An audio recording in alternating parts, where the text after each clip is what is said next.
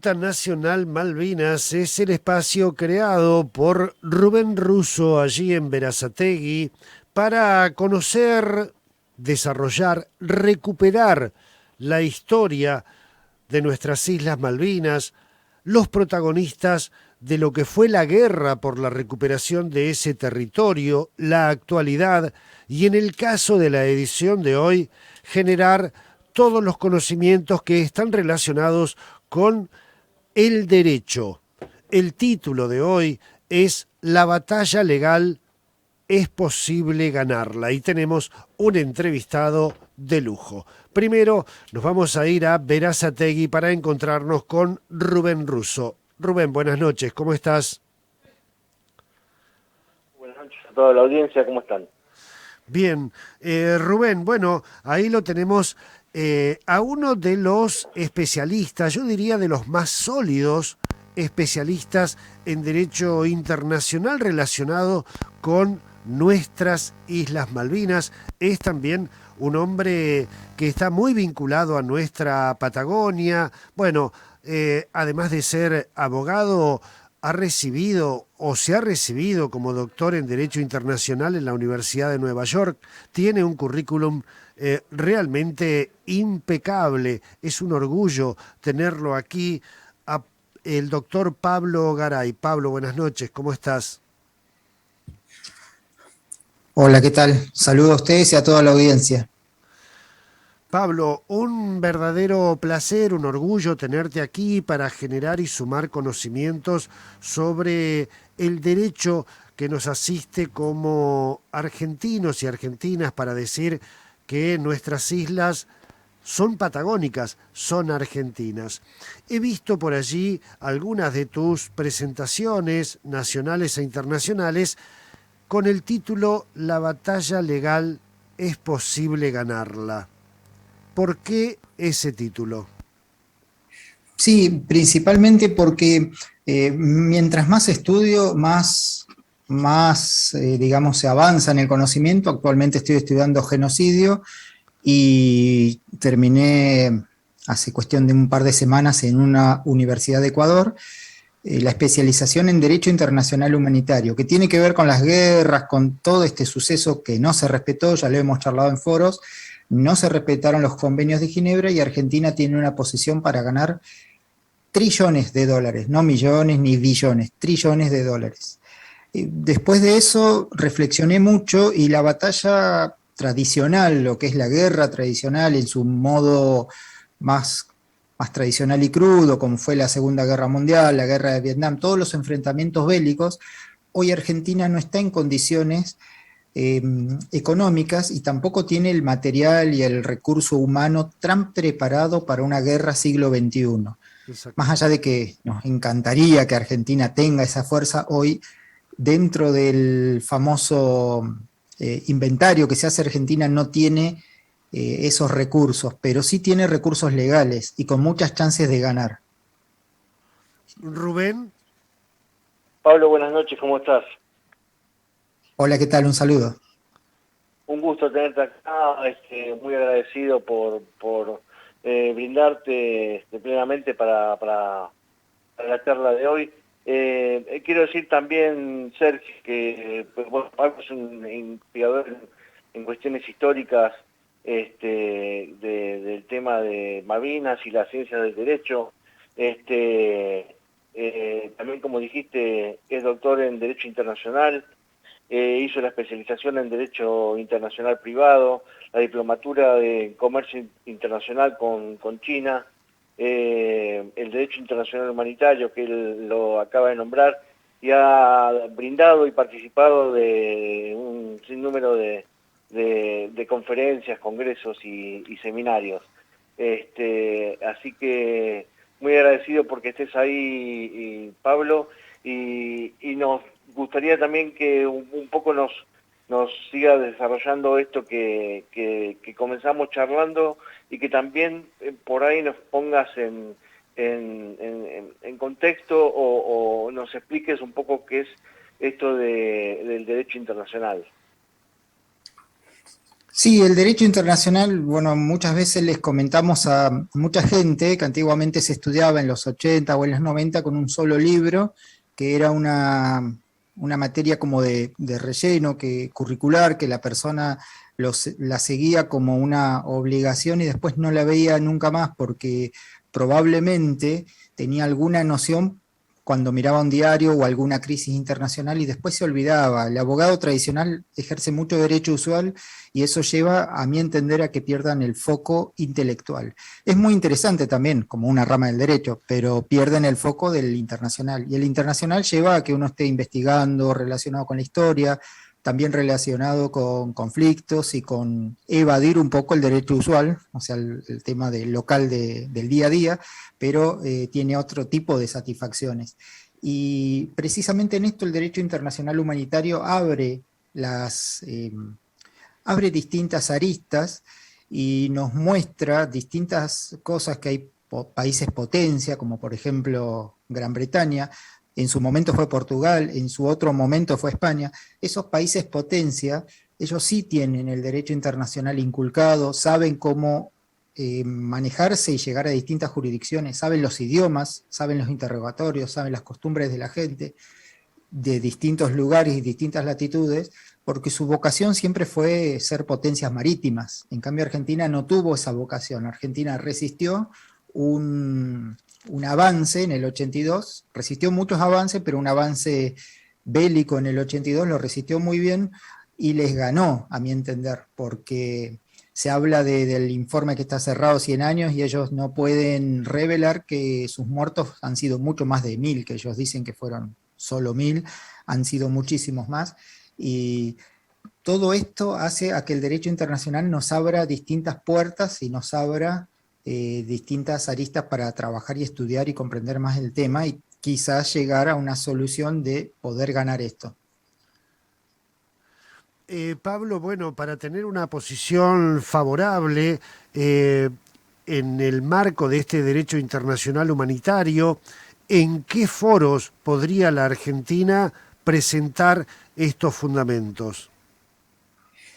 Sí, principalmente hay dos cuestiones. Una es que podemos hablar de crímenes de guerra y de lesa humanidad también. El hundimiento del crucero General Belgrano es algo que es imprescriptible si se plantea de esa manera y es una demanda que es de trillones de dólares.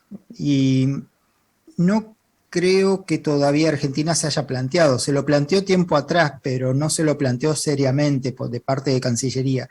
Y eso es imprescriptible y eso llevaría y el tribunal que existe hoy se llama Corte Penal Internacional por el Convenio de Roma, pero en realidad esa corte solo tiene jurisdicción sobre 4 tipos de delitos.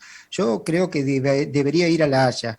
Y por otro lado, lo que es la cuestión el ejercicio de la soberanía, porque la soberanía ya está confirmada de que le corresponde a Argentina, está bastante confirmada, pero el ejercicio de la soberanía, que es lo que no pudimos llevar adelante, en el 82 fue muy, muy escueto en el tiempo, fue un ejercicio pleno de la soberanía, pero el ejercicio de esa soberanía se debería gestionar en La Haya también, porque precisamente tenemos muchas mejores condiciones que antes, aunque no lo vislumbran, tenemos mejores condiciones porque los kelpers han sido nombrados ciudadanos, entonces ellos no pueden ser juez y parte en la cuestión. Hoy son más, como se dice entre comillas, más ocupas que antes, porque hoy son ciudadanos británicos, cuando antes no eran, antes del 82 ellos no eran básicamente nada para el imperio, hoy son ciudadanos,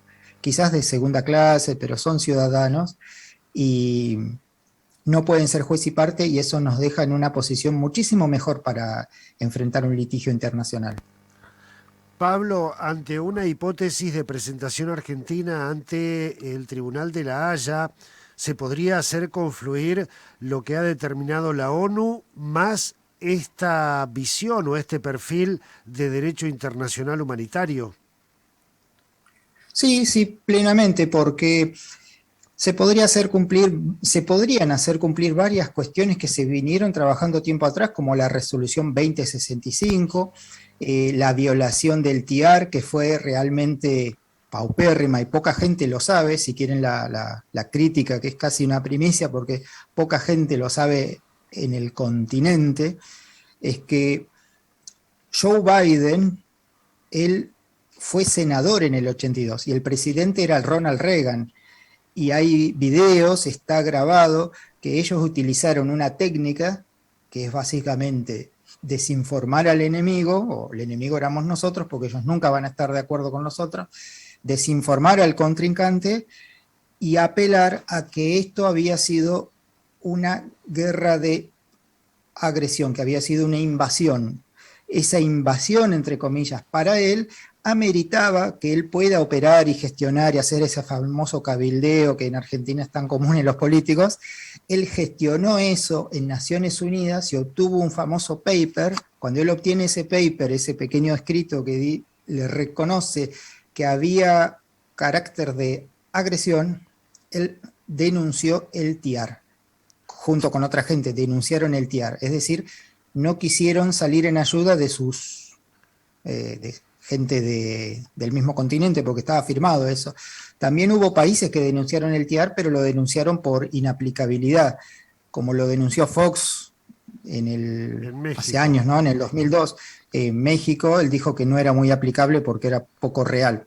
Como muchos, pero cuando nosotros tuvimos que defender a otros, teníamos la obligación, pero cuando ellos tuvieron que defendernos a nosotros, ellos se escudaron en que era ilegal. Y la famosa primicia de hace un par de semanas que terminamos con esta Universidad de Ecuador, es que, y además la Universidad de Leiden, que es una universidad europea que nos respalda, ellos dicen muy claramente en sus textos que el desplegar tropas, no invadir, ¿no? El desplegar tropas en una isla o un territorio que está cuestionado, con alguna soberanía cuestionada, que es el caso de Malvinas, está cuestionado, podemos decir que era real, y el desplegar tropas y el realizar ejercicios mientras no se toquen objetivos civiles que son escuelas, hospitales, casas de los ciudadanos, mientras no se genere ningún tipo de acción cruenta contra el derecho internacional humanitario, es totalmente válido, no es agresión. Lo dice Leiden, universidad que existe desde la Edad Media, y creo que sabe más de derecho internacional que Joe Biden, y que mucha gente de Cancillería también, pero más que Joe Biden sabe, precisamente, y ellos dicen, y nos dicen en los textos, eso no es agresión, siempre y cuando se respeten las escuelas, los hospitales y las cuestiones civiles. Y Argentina siempre dio muestras de ser respetuosa, porque no rompieron nada, no quemaron nada, no obtuvieron nada antropológico sustraído, no realizaron nada, tuvieron una conducta muy, los excombatientes pueden dar fe, tuvieron una conducta muy respetuosa, inclusive sin saber del derecho internacional, tuvieron una conducta muy correcta. Pablo, permitime que le demos una mano a las nuevas generaciones recordando, aclarando algunos de los conceptos que realmente es brillante lo que estás exponiendo. Cuando el actual presidente de Estados Unidos era legislador en 1982 en Estados Unidos y el presidente era Ronald Reagan, denuncia el TIAR. El TIAR es un tratado interamericano de asistencia, de ayuda recíproca ante una agresión, ¿no? Entre Estados Unidos y nuestro continente latinoamericano se firma el TIAR allá por 1947 en Brasil para la asistencia y la defensa ante una agresión. Cuando el actual presidente de Estados Unidos logra poner o conformar a Argentina como la que agrede, ahí cambia el sustento del TIAR, ¿verdad? Claro, y eso es lo que yo traté de explicar, que el derecho internacional humanitario y la Universidad de Leiden, que pueden buscarla por Google o consultarla, las universidades europeas básicamente, que todas ostentan y nos dicen que ellas son de la Edad Media y que son las más excelsas, nos enseñan que no es agresión. En todos los textos que revisamos nos dicen, no es agresión, siempre y cuando, porque también está el problema de los países sudamericanos, que también hubo mucha violencia, siempre y cuando esos países respeten iglesias, hospitales, lugares civiles, escuelas, porque también existieron casos en los cuales llegaban y arrasaban, como en las guerras del Pacífico, la invasión japonesa a distintos lugares. Por eso el derecho internacional humanitario, que medianamente se trata de conformar sobre el 47-48, toma ciertos lineamientos y los consolida con la Corte Penal Internacional y el Convenio de Roma de 1998. Rubén. Pablo, una pregunta tal vez básica, pero que la generalidad de la gente o de aquellos que tenemos unos años nunca terminamos de entender. Digamos, este tema pasó por un montón de organismos, debe haber habido muchísimas resoluciones y demás. Digamos, ¿dónde radica, digamos, porque es con una potencia como Inglaterra, o dónde radica el tema de que verdaderamente esto no se pueda expedir o no pueda tomar una resolución de otra manera, estando en el 2021, más allá de lo que fue el conflicto, y todavía puede seguir hoy en discusión, a pesar de tener, digamos, muchas ventajas o muchas cartas a nuestro favor, como que las islas no fueron sacadas por la fuerza, digamos, cuestiones geográficas que nos dan por el tema de la plataforma y demás, jurisdicción sobre las islas. Digo, ¿dónde se traba todo eso? ¿Por qué eso no avanza y por qué no hay, digamos, una resolución al respecto más favorable para Argentina? También tiene que ver con que Argentina no ha tenido una diplomacia contundente, ¿no? Tuvo siempre una diplomacia sinuosa, que no tuvo esto como una política de Estado. Siempre recuerdo que el profesor, que lo han puesto fotos, ¿no? Cuando estoy en la Universidad de Córdoba, con quien redactó la disposición transitoria, se llama Armando Abruzza y es de Mar del Plata. Es una persona del derecho internacional muy conocida, y él fue, en su momento, en 1994, él fue parte de los que reformaron la Constitución. Y él estableció esto. Él es, ahí se lo ve a Abruzza en cámara. Él me tomó el examen de una ponencia que yo hice. Y una de las cosas bien claras que se habla, y que varias veces lo he hablado con Armando Abruzza, es que Argentina no lo tuvo como política de Estado. Cuando China, por ejemplo, ellos tienen el problema de Taiwán y lo colocaron dentro de la Constitución como una política innegable y a mantener en el tiempo y a lograr la reincorporación de Taiwán a China. Es una política marcada por la Constitución. En Argentina se habla que está dentro de la Constitución, pero no tiene la misma fuerza que si la hubieran incorporado en el inicio de la Constitución, como una política de Estado. Eso también muestra que faltó un poquito de fuerza y quizás decisión. Lo que sí está muy claro ahora, por ejemplo, hubo un logro que fue la ley Thiago, y bueno, soy el redactor del proyecto nacional. Eso ya va a estar en el Congreso en poquitos días y lo van a debatir y esperemos que lo aprueben. Y ya en el sur se aprobó en 2 provincias. ¿Cuáles son digamos, las resoluciones? No digo un organismo específico, cualquiera de los organismos que hayan intervenido en esta cuestión que favorezcan o nos pongan ante Gran Bretaña en una mejor posición en todo litigio por las islas.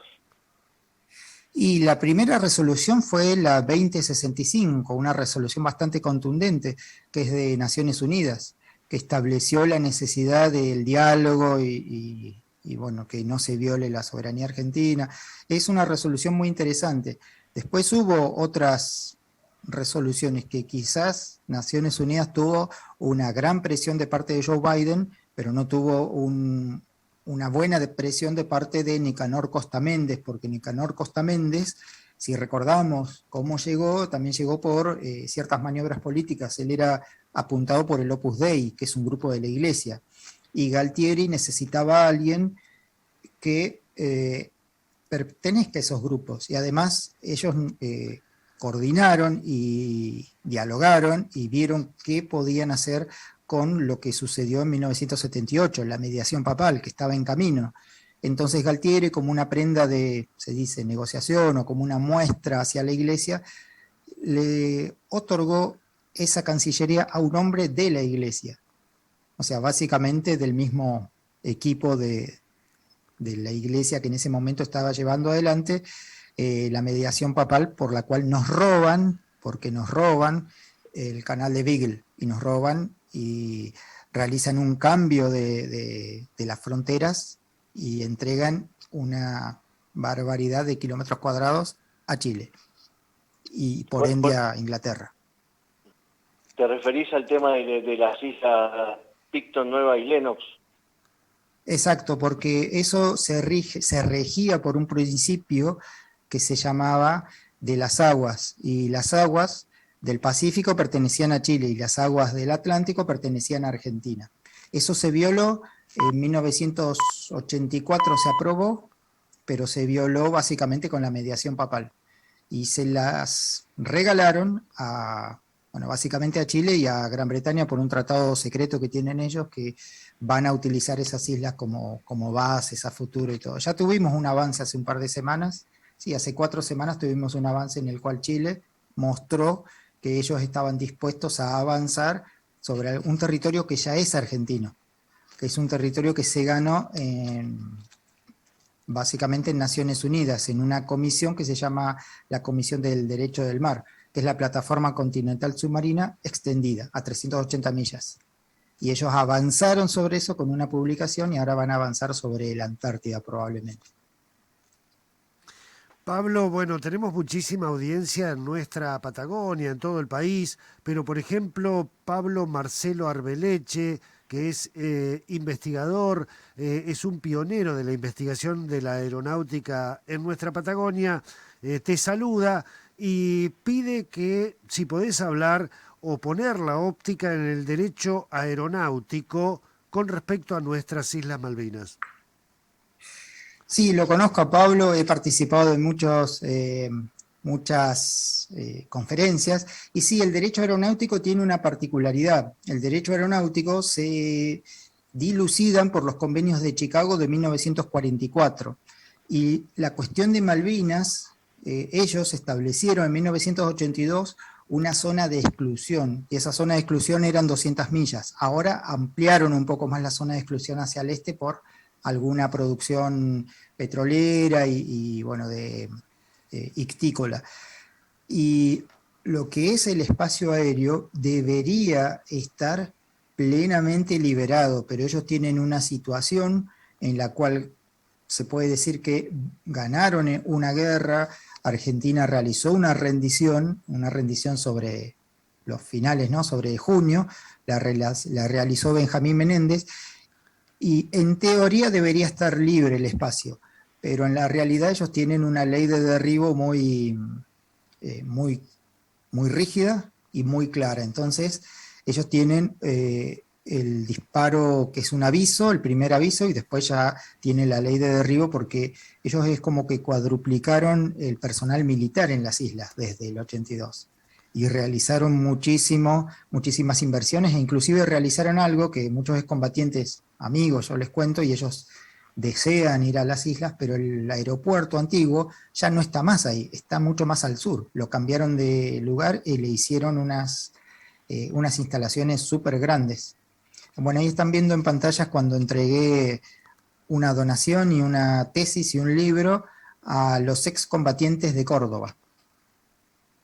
Tenemos que decir, Pablo, que sos el autor del texto de la Ley Tiago. La Ley Tiago, que parte del deseo de un niño de tener en su guardapolvo a nuestras Islas Malvinas, ¿verdad? Sí, soy el autor del proyecto a nivel nacional. No se presentó todavía, pero los excombatientes lo tomaron muy bien. y lo van a canalizar. Sobre la ley que se aprobó en Santa Cruz y en que se Tierra del aprobó Fuego. En Tierra del Fuego. eso lo hicieron los diputados. Claro, claro. Le hicieron los diputados, yo evalué, miré, lo vi muy bien y vi el proceso y decidí hacer un proyecto para Nación. Vamos a ver si en estos días que ya juraron los nuevos diputados y los nuevos senadores, llevan adelante esta iniciativa. Para que los guardapolvos en todo el país lleven el bordado de nuestras Islas Malvinas.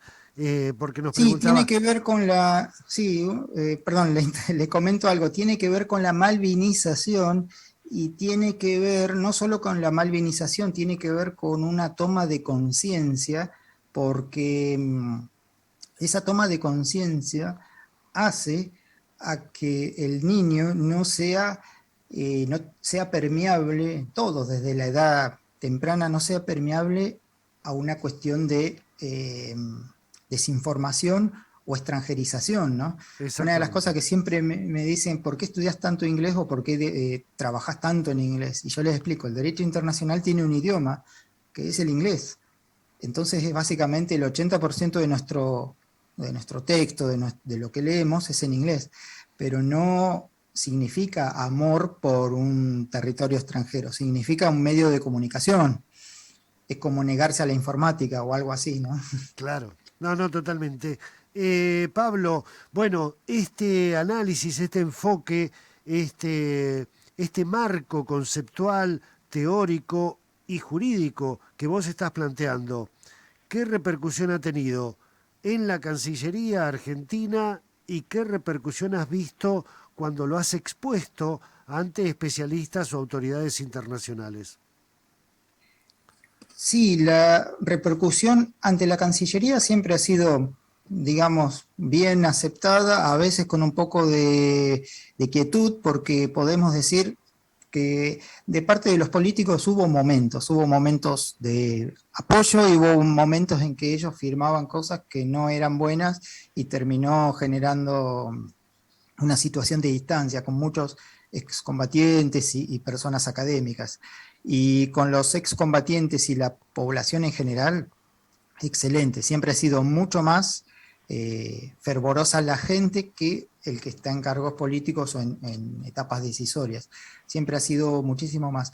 E inclusive es una de las cosas que siempre hablamos, que las personas que les gusta Malvinas deberían tener lo que hemos logrado con los excombatientes, invitarlos a las universidades que vean nuestros trabajos y nuestros debates, pero que la gente del sector académico también conozca la realidad del excombatiente que fue el que realmente estuvo ahí y la realidad de, bueno, ya no lo tenemos en vida, Nicanor Costa Méndez, pero la realidad de todo lo que sucedió con el TIAR y con todas las negociaciones y todas las cuestiones, inclusive si se pueden hacer un viaje a Asia, que sería lo más agradable, ver cómo China recuperó Hong Kong gracias a nosotros, no sé si sabían. No, ¿por qué?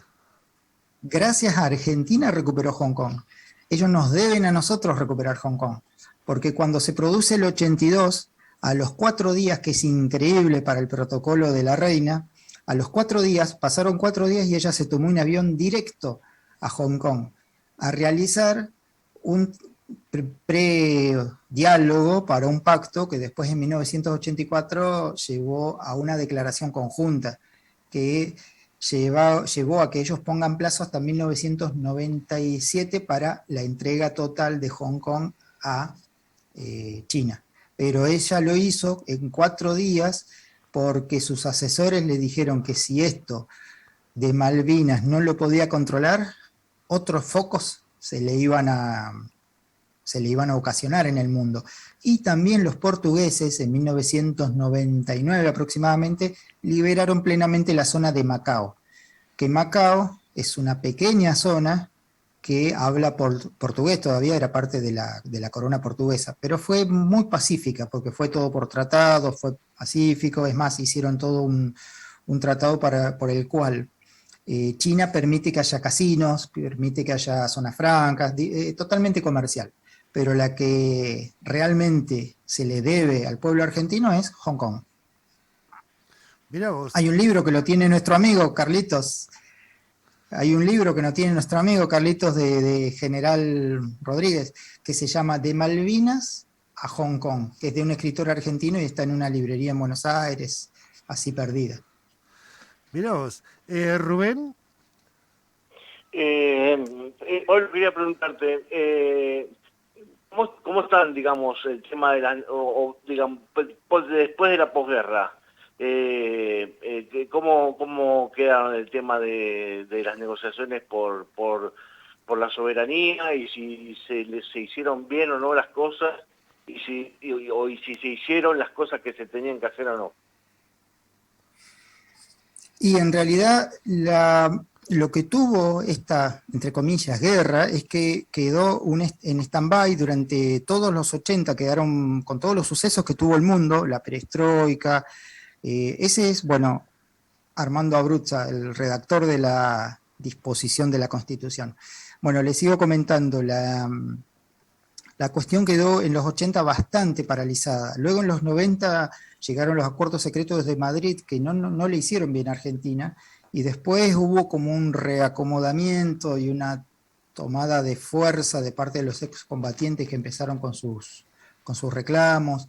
Las universidades no lo tocaban al tema. Es más, siempre recuerdo que en el 91 sale el primer libro que se llamaba Manual de Derecho Internacional Público de Rizzo Romano, que era un libraco gigante que lo usaban todos por obligación y no por pasión en todas las universidades argentinas. Después de eso, y también tuvimos algo de lo que no nos enteramos mucho, que fue la Guerra del Golfo. Y después vinieron los Balcanes, en donde hubo muchos combatientes argentinos, mercenarios, que luchaban en los Balcanes. Y en los Balcanes, Gran Bretaña perdió. Todas las batallas que tuvo las perdió, no sé si sabían. sí, claro. Sí, sí. Entonces Gran Bretaña no era invencible, tuvo muchísimas batallas que perdieron. Y eso lleva a que sí, los reclamos de Argentina quedaron un poco en stand-by, después tomaron un poco en una meseta como en los 90 y después ya empezó a tomar como cierto vuelo. Podemos decir que por algunas personas que intentaron, nosotros también, yo me sumé, intentamos de a poco llevar esto a la opinión pública con algunas charlas y trabajando desde el derecho, pero llevó su tiempo. Tuvimos que esperar toda la década de los 80, toda la década básicamente de los 90, y en el 2010 aproximadamente, 2012, se empezó a trabajar sobre, y la primera década del siglo XXI. Recién nos Doctor, pudimos empezar a trabajar del tema. doctor Pablo Garay, un verdadero orgullo, un verdadero placer. Nos quedamos con muchísimas ganas de seguir conociendo, seguir charlando y poniendo en superficie todo este contenido con respecto al derecho internacional humanitario, con respecto a la historia, a llenar de contenido esta bandera de que nuestras islas son argentinas, son patagónicas, pero se nos ha terminado el tiempo. Yo te quiero agradecer muchísimo la participación, excelente el trabajo de Rubén Russo, y bueno, por allí podremos tener quizá alguna otra oportunidad de seguir avanzando en estos temas. Sí, siempre dispuesto a estos temas, no hay ningún inconveniente, y bueno, también podemos hacer algún tipo de podcast cuando deseen, porque ahora Argentina lo que está intentando, quizás fue un poco de marketing, quizás le faltó un poco de comunicación, pero está intentando llevar adelante esto de hacer vuelos para los malvinenses y que puedan visitar el suelo argentino. Eso quizás les pueda llevar a alguna cercanía, alguna ventaja. Así Eso es. se podría trabajar como una cuestión hasta de marketing, ¿no? Eso lo hizo Estados Unidos muchas veces con muchos territorios. Inclusive para lo que es la atención sanitaria de quienes están Sí, viviendo eso en las sería islas. excelente, sí. Inclusive nosotros tenemos una ventaja. Les voy a dejar un dato, el último. Los kelpers, ellos cuando cambian el 82 de situación, a ellos les dan la ciudadanía, pero no terminan de ser ciudadanos de primera, porque ellos para entrar a la Unión Europea, antes del Brexit, que estaban todos unidos, ellos tenían un permiso de 6 meses, después se tenían que retirar. Exactamente. Inclusive ahora que está el Brexit, ellos no son ciudadanos de primera, ellos ingresan, pero a los 6 meses se tienen que retirar. Así es. Entonces, no es que hayan ganado una ciudadanía plena. Ellos tienen también todavía tienen un trato diferenciado. Pablo Garay, muchísimas gracias, sinceramente, muchísimas gracias por todo este aporte de contenido, de fundamentación, de derecho que nos asiste. Volveremos a encontrarnos. Muchísimas gracias. Muchísimas gracias, un saludo a todos.